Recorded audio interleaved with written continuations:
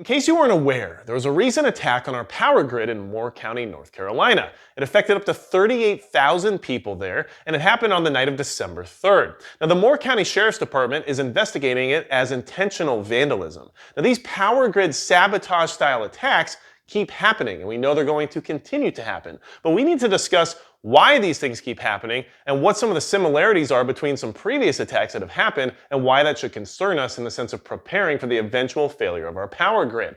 Now, in this certain situation, they're investigating the failures at multiple substations, which means that there was multiple attacks on multiple different targets throughout one incident.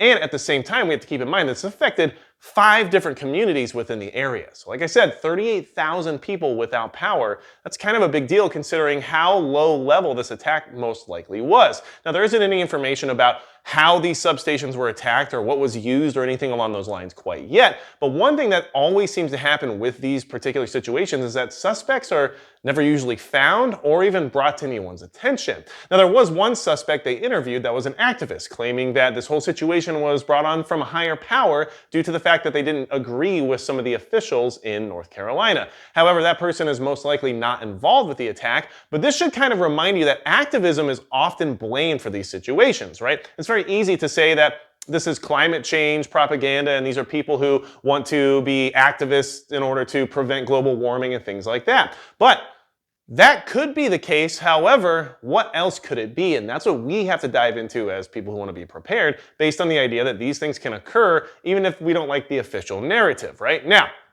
why am I referring to this? Because there's other attacks that have happened in the past that are also unsolved, never found any suspects, and created a lot of damage on a very low level style of attack, okay? So on April 16th, 2013, there was the attack on the Metcalf substation that was owned by PG&E over near San Jose, California. Now that attack was carried out by a 7.62 by 39 rifle. And at the end of the day, it did about $15 million worth of damage, and it was presumed to be done by probably one person. Now the FBI still has never caught anybody, and no one's caught anyone in regards to this attack, and it was very effective, and at the end of the day, their only excuse was it was most likely a disgruntled employee. Interesting. Now keep in mind that this is just how little security there is around our power stations throughout the country. There aren't security cameras, there aren't any type of security systems. Nobody's really watching over these extremely vulnerable and yet highly important power substations because without them, we don't have power. Now, we also had the situation on December 26th in 2020 in Aspen, Colorado, where the gas line was shut off, and that sabotage attack was blamed on some environmentalist activists because they found different inscriptions along the area where the attack occurred, basically relating to Earth First and things of that nature. But at the end of the day, someone literally walked into the substation and pulled a lever and just shut off the gas. These are extremely low-level attacks that are extremely effective, and in that situation, it left many, many people in Aspen, Colorado in an extremely cold environment without any heat. Now, what do we have to kind of connect the dots with when it comes to these different attacks and these different situations? Well, modern warfare, as we're witnessing right now in real time, especially overseas in Eastern Europe, should show you that the power grid is a target. And in fact, the power grid will be targeted by any type of foreign entity that wants to inflict damage upon an adversary. Obviously, it's extremely effective, and it takes a huge amount of resources and infrastructure to rebuild said power grid after that type of an event. So it does a lot of damage.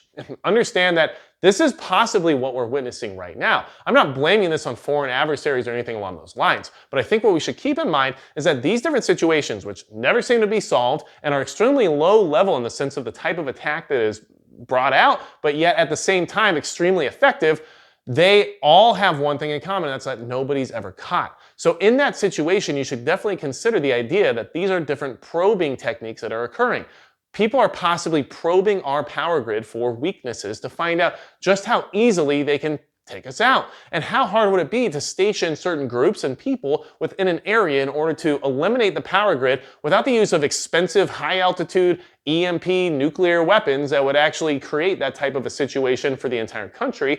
How easy is it to station people to use something like a 7.62 by 39 rifle rather than trying to do some kind of major cyber attack on the power grid?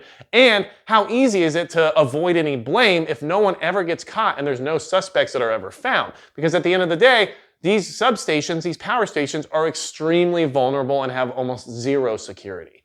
So this recent attack should tell you that even if this is some disgruntled climate activist, strange environmentalist that just got something up their butt and decided to go get weird out there, at the end of the day, they were still able to pull it off. And so far, to my knowledge, have not been caught. So these are things we really need to consider, because we can't just always prepare for the EMP or the CME or the eventual nuclear war. We have to understand that it doesn't really actually take that much to really cause some havoc. And the chaos that would ensue a power grid failure, especially for those who are unprepared, would be catastrophic in itself.